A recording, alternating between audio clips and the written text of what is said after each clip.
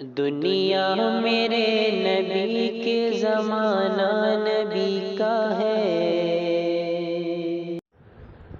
السلام علیکم ورحمۃ اللہ وبرکاتہ۔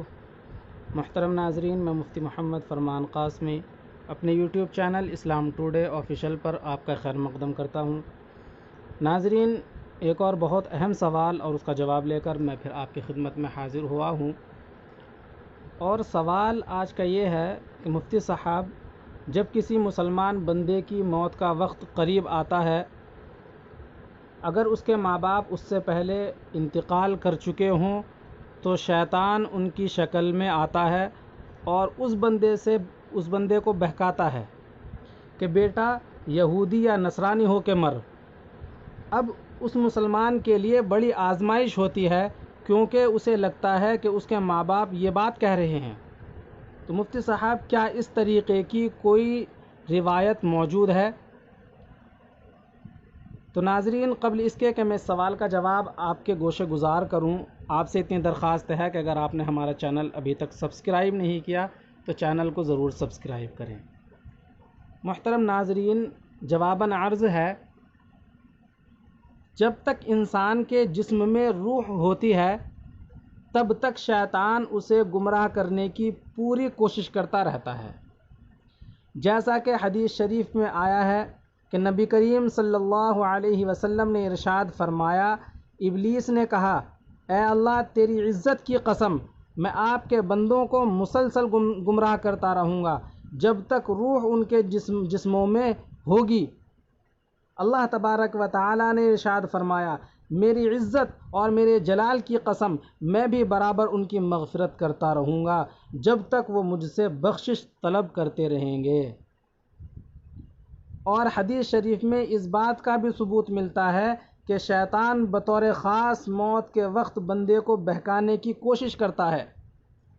یہی وجہ ہے کہ نبی کریم صلی اللہ علیہ وسلم دعا میں اس بات سے اللہ تعالیٰ کی پناہ چاہتے تھے کہ موت کے وقت شیطان میرے حواس مختل نہ کر دے، یعنی درہم برہم نہ کر دے۔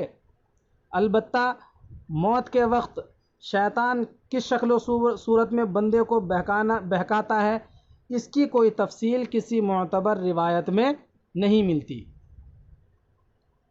ایک روایت میں آتا ہے کہ جب کسی کی موت کا وقت آتا ہے تو اس کے پاس دائیں جانب باپ کی شکل میں اور بائیں جانب ماں کی شکل میں دو شیطان آ بیٹھتے ہیں۔